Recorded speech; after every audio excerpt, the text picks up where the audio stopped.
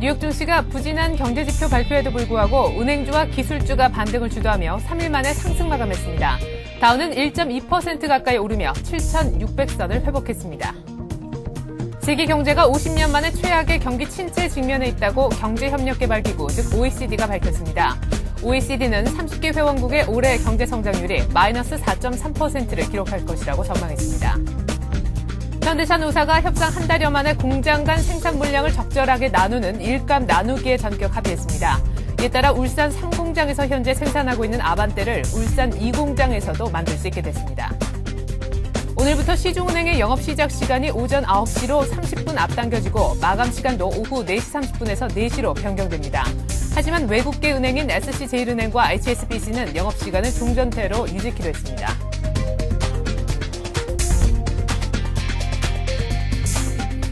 안녕하십니까. 이시안 마켓의 최혜린아입니다. 간밤에 뉴욕 증시가 사흘 만에 상승 마감했습니다. 7개월 만에 양봉을 그리면서 7,600선을 다우는 지켜냈는데요.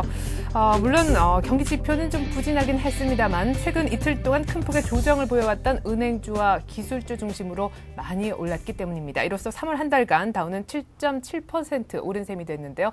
보다 자세한 글로벌 증시 리딩투자증권 우성재 연구원과 함께 정리해보도록 하겠습니다. 안녕하세요. 네, 안녕하세요. 네, 다우가 7,600선을 회복을 했군요. 마감 지수부터 정리해 주시죠. 예, 지금 다우 지수 기술적 반등 그리고 은행주의 강세로 인해서 지금 지수가 상승으로 장 마감했습니다. 지금 다우 지수 같은 경우에는 86.9포인트 상승한 7,600선을 다시 안착하는 모습을 보였었고요. 나스닥 지수 같은 경우에도 1,500선을 다시금 돌파하는 모습으로 장 마감했습니다. 다우 지수의 일봉 차트를 한번 보시겠습니다. 네. 예, 다우 지수 이틀 전 이제 급락으로 인해서 장 마감을 했었는데요. 지금 시장에서는 다시금 주택 지표 등이 악화되는 모습을 보여주었지만 시장에서의 은행주 주도로 기술적 반등이 나오는 모습을 보여주었습니다. 결국은 다우 지수 7,600선을 돌파해서 안착하는 모습을 보여주었지만 아직까지 시장이 안정화됐다고 보기에는 조금은 무리가 있을 것 같습니다. 현재 다우 지수 7,400선과 7,700선 내 부근에서의 장 움직임이 예측되고 있습니다. 지금 다우 지수의 분봉 차트로 한번 보시겠습니다. 일중 거래의 흐름으로 봤을 때 장 초반 경제 지표가 악화되는 모습을 보이면서 지수가 약하게 시작한 이후에 다시금 상승폭을 확대하는 모습을 보여주었습니다. 아무래도 금융주와 이제 기술주들이 반등하는 모습을 보여주었었는데 지금 뱅크 오브 아메리카 같은 경우에는 지수가 크게 급등 마감한 13.1%로 상승으로 장 마감했습니다. 뱅크 오브 아메리카 지금 움직임 자체가 계속적인 강세장을 보여주고 있는 상황에서 큰 폭의 급락보다는 안정적인 흐름세 속에서 이 부근 내에서의 움직임이 예측되고 있는 가운데 다우지수 또한 이러한 금융주가 안정화되고 있는 모습 속에서 조금은 계속적인 강한 흐름이 이어져 나갈 것으로 보이고 있습니다. 네, 뿐만 아니라 시티도 10% 가까이 그렇게 올랐더라고요. 그래요. 그리고 이미 예고된 부분이라 증시에 큰 영향을 미치진 않았습니다만 여전히 경기 지표는 안 좋게 나왔었죠? 예, 지금 어제는 이제 3개 그 지표가 발표가 있었습니다. 지금 3월 시카고 구매자 관리 지수가 30년 내 최악으로 나오면서 시장이 장 초반은 그렇게 강한 모습을 보이지는 못했었습니다. 지금 31일 발표됐었던 3월 구매자 관리 지수가 전월 34.2보다 하락한 31.4로 발표가 나면서 시장에서는 투자 심리가 좀 냉각되는 모습 또한 보여주었습니다. 지금 시카고 공급자 관리자 협회에서 발표하는 제조업 지수의 선행 지수로서의 구매자 관리 지수의 의미가 있기 때문에 지금 이러한 모습을 좀 유의 있게 보셔야 될 것 같습니다. 현재 구매자 관리 지수 50을 기준으로 50이 넘었을 때 경기 하락 그리고 50 이하일 때는 경기 위축으로 판단을 하는데요. 지금 구매자 관리 지수 31.4로 발표가 나면서 아직까지 계속적인 경기 후퇴 국면에 있다라고 보시는 게 좋을 것 같습니다. 지금 케이스 실러 지수 또한 미 도시 지역 주택 가격이 19%나 하락하는 것으로 나타나면서 시장에 우려감을 계속적으로 주는 모습이었습니다. 최근 경제 지표들이 좋게 나오는 모습을 보이면서 지금 다시금 경기 후퇴 국면에서 바닥을 찍지 않느냐는 기대감에 찬물을 끼얹는 모습이었습니다. 지금 S&P 케이스 실러 지수 같은 경우 주요 20개 도시의 싱글하우스 집값이 전월 대비 2.8%, 전년 대비 19% 하락한 것으로 발표가 났었습니다. 지금 그 중에서도 20개 도시의 집값 중 1월 중에 대부분 다 모두 하락세를 기록했고 이 중 14곳이 전년비 10% 이상 떨어지는 모습을 보여주었습니다. 지금 3월 소비자 신뢰 지수 또한 예상치를 소폭 하회하면서 시장에서의 우려감은 계속 나오고 있는 상황입니다. 지금 월가의 전망치를 하회하는 모습을 보였기 때문에 경제 지표들의 악화로 인해서 지수가 우려할 수도 있었지만 장 마감 직전에 금융주의 주도로 인해서 지수는 강한 모습 보여주었습니다. 네, 뭐 예상치 하회, 30년 내 최악. 계속해서 지표들은 안 좋은 모습이네요. 자, 그리고 부실자산 구제 프로그램 자금, 즉 TARP 자금도 지금 예상치를 밑돌고 있다는 소식이 들어와 있어요. 예, 지금 이번 TARP에서 나왔던 불량자산 구제 프로그램의 추정치가 예상치를 좀 하회하는 모습을 보이면서 시장에 대한 기대감이 다시금 나오는 모습을 보여주고 있습니다. 미 정부의 불량자산 구제 프로그램을 감독하는 정부 감사원에서 31일 기준으로 봤을 때 7천억 달러의 규모의 TARP로부터 재무성이 이용할 수 있는 나머지 자금이 1,100억 원에 달한다는 발표가 있었습니다. 지금 스트레스 테스트 실시 후에 행해지는 은행에서의 추가 자본 주입, 그리고 GM과 크라이슬러의 추가 지원으로 이 자금이 들어갈 수 있을 것으로 예측은 되고 있지만 아직까지 이 자금을 어떻게 쓸지에 대해서 명확하게 나오지는 않은 상황입니다. 지금 GM에 대한 구제안이 결렬이 되는 모습을 보이면서 이틀 전 이제 하락으로 장 마감하는 모습이었는데, 이번 그런 불량자산 구제 프로그램의 추정액이 예상치를 하회하면서 이 부분을 어떻게 할지에 대해서 미 하원과 계속적인 이제 커뮤니케이션을 통해서 전략적으로 접근할 것이라는 이야기가 나오고 있기 때문에 시장에서는 이런 것들이 다 호재로 적용될 수 있을 것으로 예측되고 있습니다. 네. 자, 말이 나온 김에 이제 GM 얘기를 조금 더 해보죠. GM 어제는 주가가 20%대로 또 폭락을 하기도 했었는데요. GM 내에서 이런 목소리가 나왔습니다. 새 CEO가 이런 얘기를 했죠. 정부가 60일간 이제 시간을 줬는데 추가 구조조정 시한 내에서도 파산을 신청할 수 있다고요. 예, 지금 GM에 대한 이야기가 굿 GM과 배드 GM으로 나누겠다는 이야기가 지금 가장 큰 핵심 하두가 되고 있습니다. 네. 지금 오바마 정부에서의 GM에 대한 구제안이 아직까지 정부에서 요청하는 것보다 미흡하다는 이야기가 계속적으로 나오고 있었기 때문에 새 CEO가 조금은 공격적으로 단행을 할 것으로 예측되고 있습니다. 즉 어제 장중 GM의 CEO가 발표를 했습니다. 미국 내 공장의 폐쇄와 인원 삭감을 더욱더 크게 할 거라고 발표를 했었는데요. 지금 파산 가능성이 한층 더 올라오고 있는 가운데 이번으로 인해서 부실 자산을 어떻게 처리할지 여부를 좀 관심 가지고 보셔야 될 것 같습니다. CEO가 본사에서 기자회견을 하면서 지금 정리해고 계획에 대해서 한층 더 강한 정리해고를 할 것이라고 발표를 했었습니다. 지금 60일 이내에 파산법 적용을 신청할지의 가능성도 열려있는 상태에서 GM이 어떻게 해결될지 여부가 중요할 것 같습니다. 지금 GM 같은 경우 2월에 5개의 공장을 폐쇄할 것으로 예측되면서 시장에서는 계속적인 지수의 급락을 이끌고 있는 모습입니다. 제너럴 모터스 GM의 주가 차트를 한번 보시겠습니다. 네. 예, GM 구제금융에 대한 기대감이 나온 이후 강한 반등하는 모습을 보여줬습니다. 지금 저점이 1.27이었는데 4불 때까지 약 300% 이상 가까이 상승하는 모습을 보여주었지만 지금 오바마 정부의 결렬 이야기가 나오면서 큰 폭으로 하회하는 모습을 보여주었습니다. 어제 일중흐름으로 보신다고 했을 땐 일중흐름 계속적인 저점을 낮춰가는 모습을 보여주고 있습니다. 시장이 장 출발한 이후에 계속적으로 반등 한 번 없이 계속 밀리는 모습으로 장 마감했었는데요. 지금 GM에 대한 이야기가 계속적으로 나오고 있는 상황에서 이러한 파산안이 구체화되지 않을 경우 계속적인 급락세는 이어져 나갈 수밖에 없을 것으로 보이고 있습니다. 네, 나름대로 뭐 노조와 채권단까지 또 압박하면서 마지막 벼랑까지 본인들이 또 몰아가면서 어떻게든지 솔루션을 내야 된다는 어떤 상황에 봉착을 한 GM의 모습 확인을 했습니다. 자, 이 밖에 유럽 얘기도 좀 들어보고 싶은데 유럽이 급등세로 마감을 했더라고요. 예, 지금 유럽은 시장에서 좀 기대감이 계속 나오고 있는 모습을 보이고 있습니다. 지금 G20 이제 ECB에서 4월 2일 날 0.5% 금리 인하가 단행될 것으로 예상되고 있습니다. 유럽 중앙은행에서 2일 날 열리는 이사회에서 정책 금리를 50 베이시스 포인트, 50bp를 인하할 것으로 예측되고 있는데 과거 최저치였던 1%대와 같이 낮춰 나갈 것으로 예측되고 있습니다. 지금 은행으로부터 기업 및 가계 자금 흐름을 원활하게 지원을 해서 지금 은행의 BIS 비율 그리고 시장의 유동성 확보를 통해서 지금 기업들을 지원할 것으로 예측되고 있는 상황입니다. 지금 3월 독일 같은 경우 실업자 수가 최대폭으로 증가하면서 시장의 우려감은 계속적으로 나오고 있는 상황입니다. 지금 GDP의 60%가 지금 부채로 지금 나타나는 모습을 보이고 있기 때문에 시장에서는 독일에 대한 우려감이 계속 나오고 있는데요. 지금 이번 ECB 금리 인하 그리고 이제 유럽에서의 정부의 정책 대응에 따라서 유럽 또한 강세장을 연출해 나갈 수 있을 것 같습니다.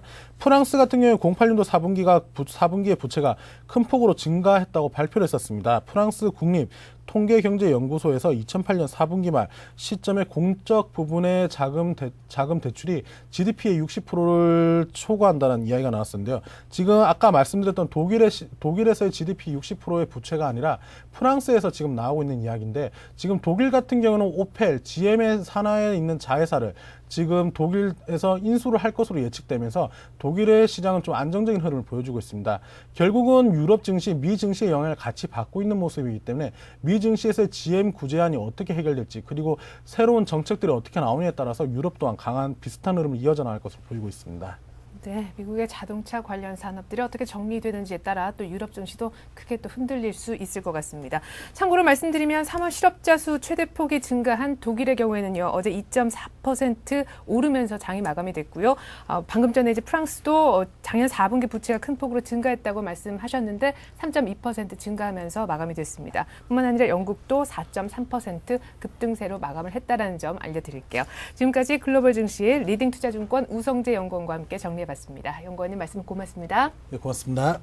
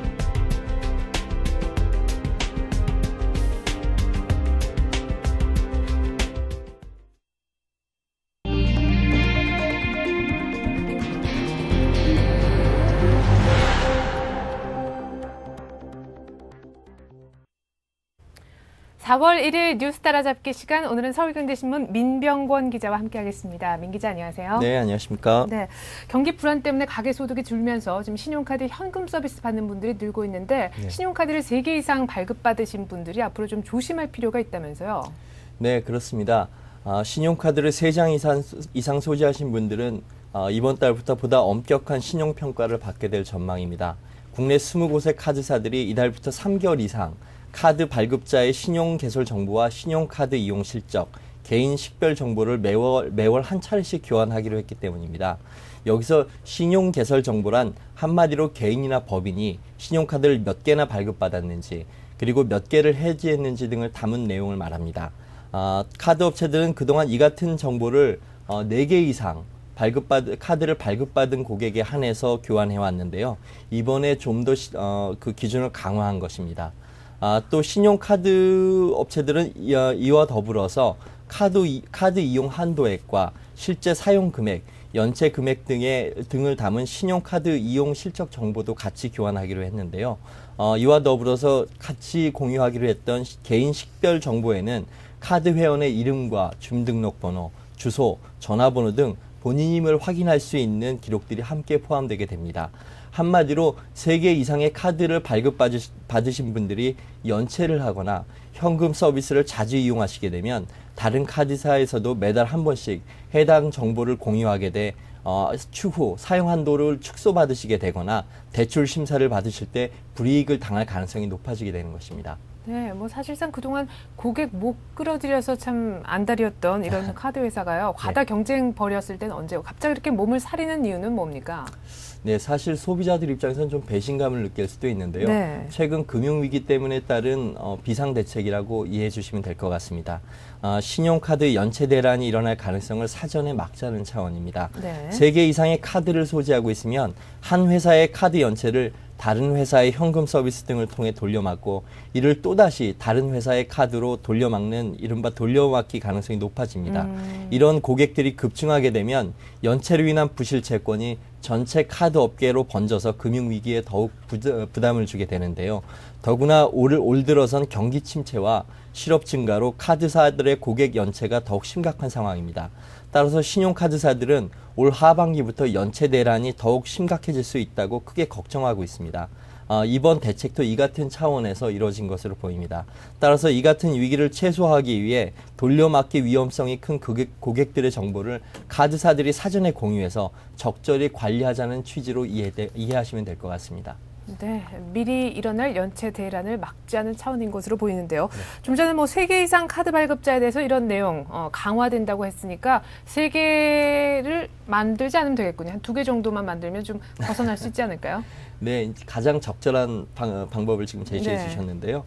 일단 소지하는 카드를 2개 이내로 줄이는 것이 가장 좋을 것 같습니다. 이때 소지할 카드를 어떤 걸 고르느냐가 또 관건이 되겠죠. 네. 잠깐 추천해 드린다면 자신의 금융거래가 집중되는 주 거래용 카드를 일단 주력 카드로 이용하시는 게 좋습니다. 네. 즉 자신의 예금이나 적금 혹은 대출 등이 많은 은행의 주거래 은행의 카드를 주력 카드로 사용하시게 되면 해당 은행과의 거래 실적이 그만큼 증가하게 됩니다. 그렇게 되면 추후 대출을 받으실 때 해당 은행으로부터 보다 우대 혜택을 받으실 가능성이 높습니다. 또 나머지 한 장의 카드는 비상용 카드나 특화용 카드로 사용하시는 게 좋습니다. 즉 해외 여행 등이 잦으신 분들은 해외에서 사용하실 수 있는 카드를 또 혹은 교육이나 기타 육아 서비스 혹은 각종 레저 생활 등에 필요하신 부가 서비스가 아주 좀 급하신 분들은 그 같은 부가 서비스 혜택이 많은 카드를 보조용 카드로 사용하시는 게 좋습니다. 그리고 만약에 3개 이상의 카드 소지가 불가피하시다 했을 경우에는 되도록이면 현금 서비스를 이용하시는 것을 최소화하시는 것이 좋습니다. 그리고 만약 연체 대금이 있다면 당연히 최대한 빠른 시간 내에 갚는 것이 좋은데요. 이때 연체 대금이 좀 많다 하실 경우에는 연체 대금이 많은 순서보다는 가장 연체 기간이 긴 것부터 먼저 정리하시는 것이 요령입니다. 네, 그러니까 주거래 은행용 카드 하나 그리고 생활 할인 서비스 받을 수 있는 카드 하나 이렇게. 그렇습니다. 예, 예. 좋습니다. 자, 다음 소식으로 한번 넘어가 보죠. 정부가요, 무려 555m 높이의 제2 롯데월드 건립을 허용하기로 했었죠? 네, 그렇습니다. 정부는 어제 세종로 정부총사에서 민관합동으로 행정협의조정위원회 본회의를 열었습니다. 서울 송파구의 제2 롯데월드 신축 높이를 555m까지 허용하기로 결정한 것인데요. 이 위원회는 지난 2007년 7월 제2 롯데월드의 신축 높이를 지금보다 약 절반 이하인 203m로 제한한 바 있습니다. 그런데 불과 1년 6개월 만에 방침을 바꾼 것입니다. 신축 공사가 시작되려면 아직 서울시의 허가 절차를 밟아야 됩니다. 서울시는 이에 대해서 일단 찬성 입장을 보이고 있습니다. 따라서 큰 이변이 없는 한 사업 추진에 큰 무리가 없지 않겠느냐는 게 업계의 전망입니다. 네, 한 1년 반 만에 높이 제한을 지금 풀고, 글쎄요, 한 300m, 350m 가까이 이상 지금 높이를 좀 상향 조정해서 허용을 했는데요. 네. 그렇다면 언제쯤 완공이 됩니까? 일단 뭐 정확한 공사 날짜는 아직 예단하긴 이릅니다만 네. 이 같은 뭐 건축 심의 절차가 무난하게 진행된다면 이르면 내년 초부터 내년 공사가 초? 착공에 들어갈 것으로 보입니다. 서울시가 신속히 허가 절차를 진행할 경우 약 5개월에서 6개월 정도가 소요될 것으로 전망되고요. 이 밖에도 기타 준비 기간이 약 3개월가량 걸릴 것으로 보이기 때문입니다. 롯데 측은 최대 2조 원을 투입해서 착공 후 5년 내에 완공하겠다는 계획인데요. 따라서 내년 초 착공하게 될 경우 큰 무리가 없을 경우 2014년에 공사가 완료될 것으로 보입니다. 롯데는 제2 롯데월드를 총 112층 높이로 계획하고 있습니다. 또 건물의 연면적, 즉 지하와 지상층의 총 바닥 면적은 60만 7천여 제곱미터, 그러니까 약 18만 평 규모로 짓겠다는 계획입니다. 건물 내에는 또한 6성급 호텔과 오피스텔, 면세점 등이 들어설 전망이고요. 이와 별도로 백화점과 쇼핑몰도 세워질 전망입니다. 네, 그러니까 한 2014년 5년 뒤에 완공이 될 수도 있다는 말씀이셨는데요. 네. 자, 사실 제2 롯데월드 신축 문제는 많은 논란을 낳았습니다. 역시 고도 제한, 높이 문제였죠. 그렇습니다. 이번 사업의 최대 쟁점은 비행 안전성 문제였습니다. 남산의 높이가 243m인데요. 롯데월드는 남산을 2개 겹친 것보다 더 높은 555m 높이입니다. 예. 그런데 건축 부지가 마침 성남 공군 비행장의 비행 안전구역 바깥에 인접해 있습니다. 자칫 건물과 비행기가 충돌해서 대형 참사를 일으킬 수 있다는 논쟁이 일고 있는 것입니다. 이로 인해 롯데는 지난 1995년 처음 해당 사업의 건축안을 제시한 이후 국방부의 반대로 무려 15년간이나 사업을 진행하지 못했습니다. 참여정부 시절인 지난 2007년에도 앞서 소개드렸던 바와 같이 행정협의조정위원회에서 건축 높이를 203m로 제한했습니다. 그러다가 이번에 고도 제한이 풀린 것입니다. 따라서 논쟁이 아직 좀 더 가열될 것으로 보입니다. 그렇다면 그 안전성에 문제가 없다는 롯데 측, 그리고 비행기 충돌의 대참사가 우려된다는 또 다른 야권의 어떤 정치적인 목소리 좀 더 자세하게 좀 들어보고 싶은데요. 네, 방금 말씀드렸듯이 논쟁은 아직 남아 있는데요. 일단 정부는 더 이상의 안정성 문제는 없다고 자신하고 있습니다. 비행기 이착륙 시 건축물과의 충돌 문제가 제기됐던 성남 공군 비행장의 동편 활주로를 현재보다 3도 각도가량 더 틀어서 안전거리를 확보할 수 있다는 것이 주장의 핵심입니다.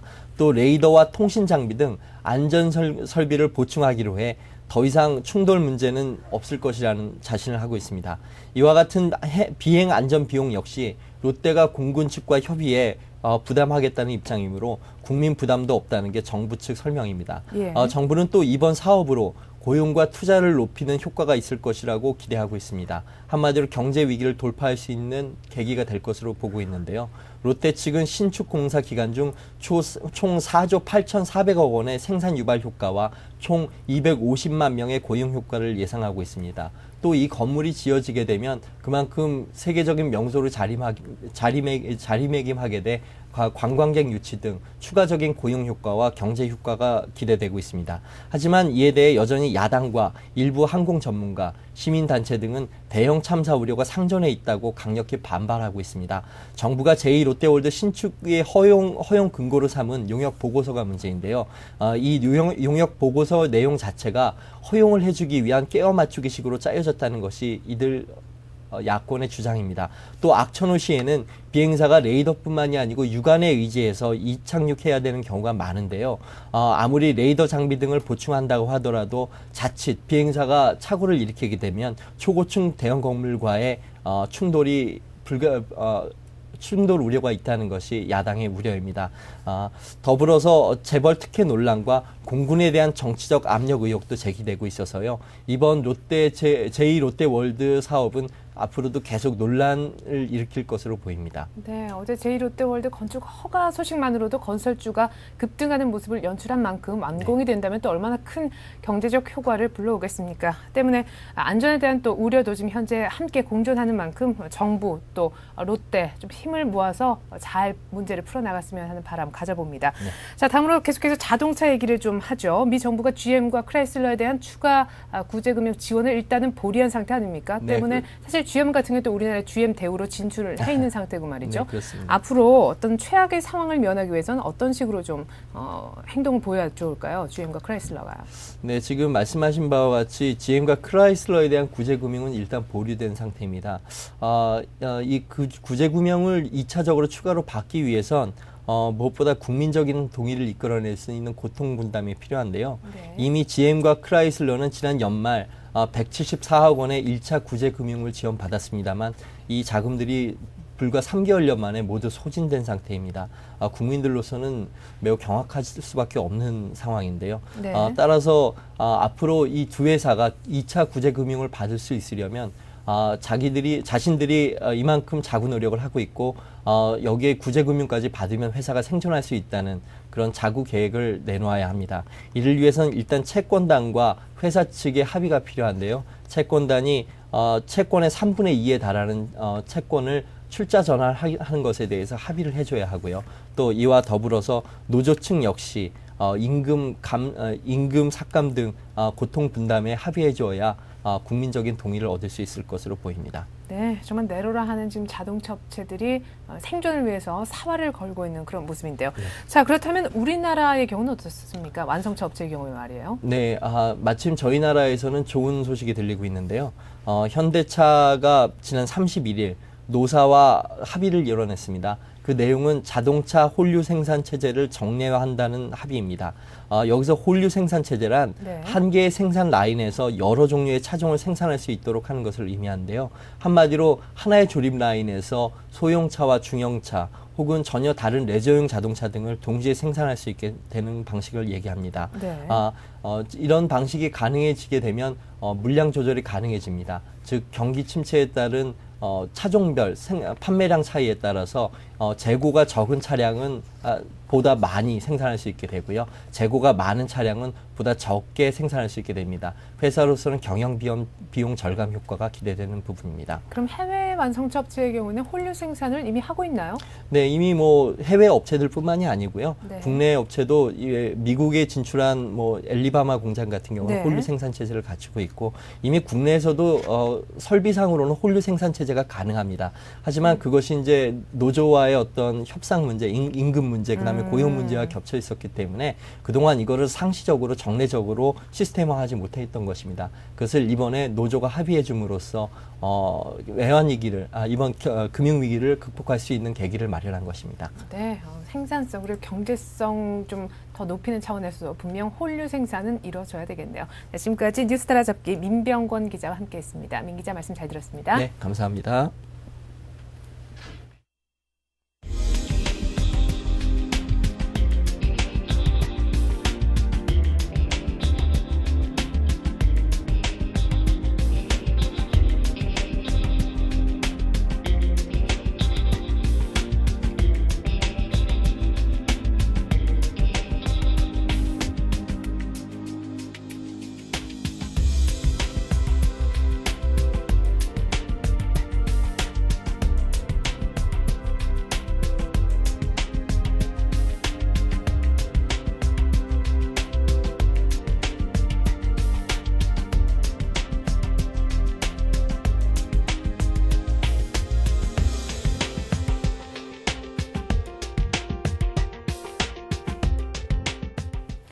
네, 간밤에 뉴욕 증시가 부진한 경제지표 발표에도 불구하고 3일 만에 상승 마감했습니다. 다우는 1.1% 이상 올라 7,608을 기록했고요. 나스닥은 1.7%, S&P 500 역시 1.3% 각각 오르면서 1,528, 797로 마감 지수가 나왔는데요. 금융주와 은행주가 상승을 주도했다라는 점 명심하시기 바라겠습니다. 동시에 또 급등세를 연출했던 유럽 증시에서도요. 역시 광산주와 마찬가지로 은행주가 강세를 보였기 때문에 오늘 또 우리 장에서 은행주들의 흐름에 주목하시기 바라겠습니다. 저는 1시간 뒤 출발 쌤 증시로 다시 인사드릴게요. 고맙습니다.